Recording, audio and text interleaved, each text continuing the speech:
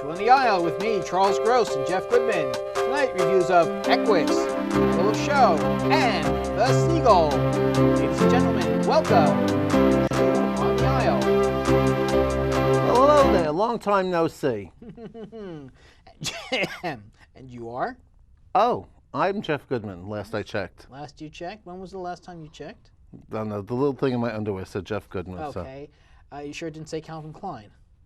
Nope, said Jeff Goodman. I guess that makes me Charles Gross. Mm-hmm. And welcome to Two on the Aisle. I don't know how that makes you Charles Gross, but okay. Well, if it's Two on the Aisle with Charles Gross and Jeff Goodman, and you're Jeff Goodman, and neither of us is David Lefkowitz, David Lefkowitz is nowhere in the picture in that. Well, he shows up occasionally. All right, Charlie. Okay. Welcome back. Yes. It's time for a new season of theater. Yes. And let's start with the show one of the highly anticipated shows. Anticipated, and the one that will probably be talked about at all the sci-fi conventions, Equus. And I think also at the Tony Awards. Now, not only does this show have Richard Griffiths and Daniel Radcliffe, Uncle Vernon, and Harry Potter from the Harry Potter movies, but, and almost no one seems to notice, it has Kate Mulgrew, Captain Janeway from Voyager, and Mrs. Columbo, who, interestingly, the last time she was on Broadway was in another Peter Shaffer play. Peter Shaffer play? Shaffer play, excuse me, black comedy. Ooh. Now, this is the first revival of Equus since the original. In 1970? 1973, I think it was. It won Best Play in 1975. Oh, 1975? But it opened in 74. Okay. But I think it may have opened in England in 73. So Could be. Something like that. And this is basically the story of a young man who blinds 6 horses and a psychiatrist who's trying to figure out why he did it. Now, most of the earlier productions, the psychiatrist really gets all the attention. But since Daniel Radcliffe is so well known from Harry Potter, it's kind of balanced out. Well, the psychiatrist is normally the star vehicle. Well, he still is. Yeah, well, he's the main character. Yes, yes, and the one who plays it. And we have some excellent footage from the show. Excellent. Excellent footage. So let's take a look at Equus.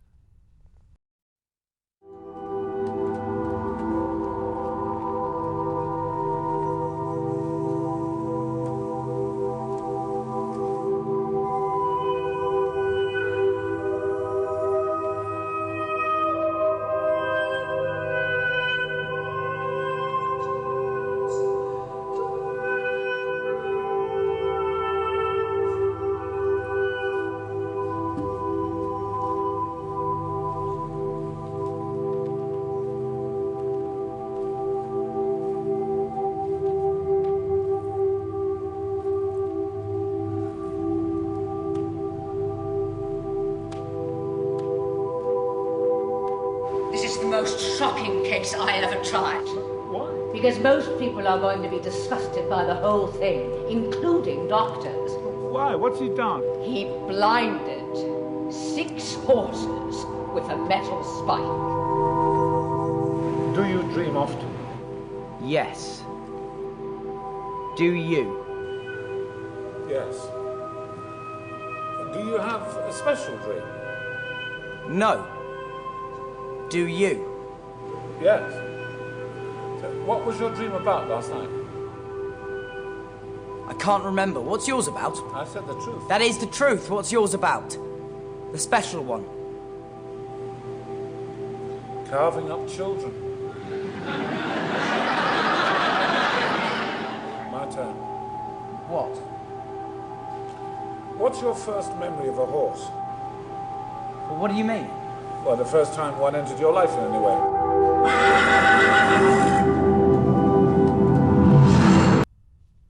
Well, that was a little dramatic. Well, the play is very theatrical and very dramatic. I'm not crazy about that clip, you know? I'm sorry? I wasn't crazy about that clip. I thought the show was much better than What that if the clip. first scene was just us talking about what... Maybe. What about it? Okay. I'm hearing voices in my head. Indeed. Maybe you need to see a doctor. I feel... Do you have a special dream, Charlie? I do. What I dream that we'll get through this review. It's about carving up critics. Carving up co-hosts, perhaps. There we go. All right. Back on topic. Okay. Now, you felt the play was better than the roll-in. Yeah, oh yeah. How so?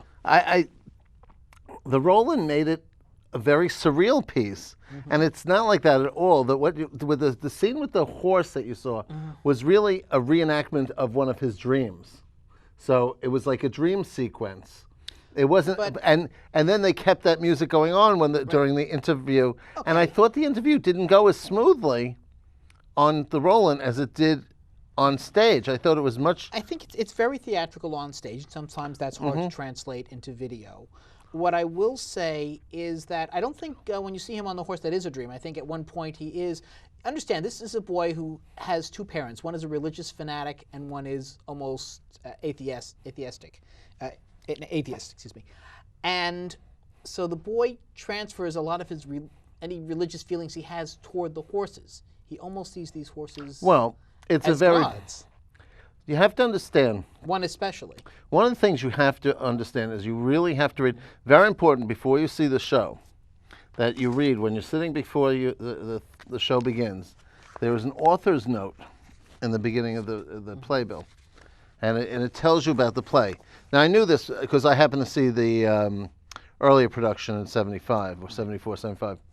And it tells you how Peter Shaffer came about this play was that he was driving along and he heard this news report about this boy who blinded 6 horses. Right.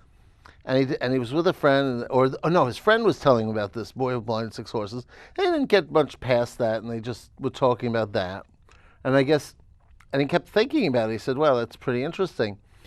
And he never heard anything else about it. His friend passed away. So he had no idea what went on previous to this. Right. He doesn't know what the trial was all about, how it ended. He doesn't know anything. Everything in this play is mere conjecture. Correct. Except for the fact that it happened. Right. And so what it is, it's a brilliant piece of work. I always love sitting through this because. And yet I remember you telling me you were not 100% happy with the first act. No, I wasn't happy with the first act. I liked the play. But the first act here, because of the way Richard Griffiths, his speech pattern and stuff, it's very, very, very low in tone, and it's very slow. Which is interesting because his last role in History Boys was so flamboyant. I mean, whether you see him as Uncle Vernon or in History Boys, he really manages to create a totally different persona for each of his roles. And I so admire him as an actor after seeing this, just the way he can do that. I mean, there's really no semblance of his other roles in this. Well, that's because he's a good actor. But even so, I mean, you have several good actors in the play, but I can still recognize Daniel Radcliffe, who is also very good. Well, Daniel Radcliffe, I think, really. But he is, you recognize, yes, that's Daniel Radcliffe, No, yes, that's Harry Potter. See, I didn't care. I never saw a Harry Potter film or read a book. Right. So I don't really care about that.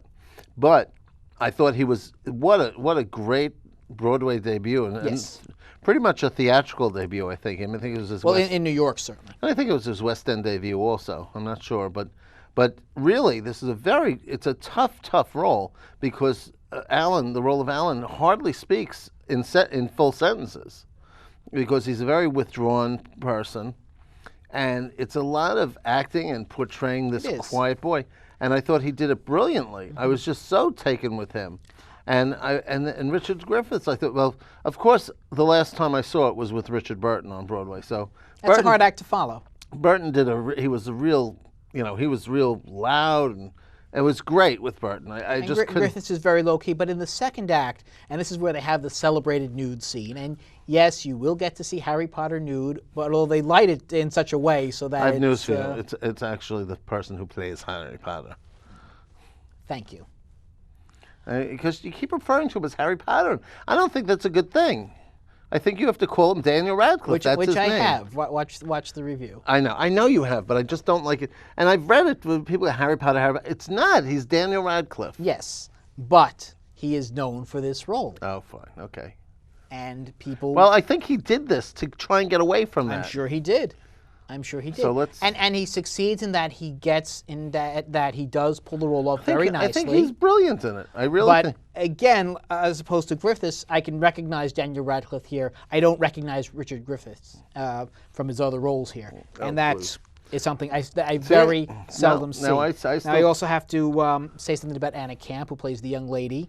He had to understand, in this, the whole leading to the blinding of the horses, he is seduced, but he works in a stable. Don't tell them the plot because It's a 30-year-old play. The plot is known. All right. All right, I he is wouldn't sedu- talk. he is It's like seduced- the end of it's. The, Well, it's a seduction scene. All right, let's put it that way. And he is seduced by this young lady. okay, let's leave it And at it's that. no, but you can't leave it at that because it's the most powerful scene in the play, and it makes the play. The first act falls short. This is where it comes together. So you have to mention that. But you don't have to say exactly what happens because that's where you go see the show. Thank you. I think it's people. I think people at this I don't point think so. know what happened. I don't think so. I think they do. The show is 30 years old. Okay, you it's call been it- done before. But Okay? It's not so much what happens, but how it Okay, happens, Charlie, can I how ask they you- portray wait, it, Charlie, and how they stage Charlie, it. I'm let not me ask you. finished. I want to ask you one question. Ask me one Before question. you saw Equus, had you ever seen it before? No, I hadn't. Okay. So, But I knew the plot. I knew the story. I knew what happened. No. But most people don't because it's very rarely done. It's Well, not done that often. Interesting, Shaffer was reluctant to let a major production of it Right. come about because he felt it was dated, and then he decided, you know what? So what if it is? Yeah. And it may be in a way, but it still holds over very nicely. Mm-hmm. It's a good show. It's a good production. Shaffer also wrote Black Comedy and White Liars, and also White Lies Amadeus. and Amadeus, correct. Amadeus. So But it's really a well written, Mm-hmm. well directed, well acted play. It's well worth the price of admission. yes. And I also have to say Kate Mulgrew is also very good in the role. I thought she was terrible. Really? Thought she was awful. Why? I thought she was. It was like she was like Not a that piece of large a role, furniture. No, it's like a interestingly. piece of furniture. I think the outstanding people were the parents. I thought were very good. The boys' parents. Yeah, Mr. and Mrs. Strang. Daniel Radcliffe's parents. Were the people who portrayed Daniel Radcliffe's parents. Yes. Actually, Alan Strang's parents. I see. And Alan Strang was played by? Daniel Radcliffe. Okay. Well, Well, if they haven't seen it, Jeff, you really have to explain it properly to them. I'm just explaining the parents, and Okay. there was only one set of parents in the whole show, Charlie. Ooh, things are getting very testy in here. Whew. Indeed.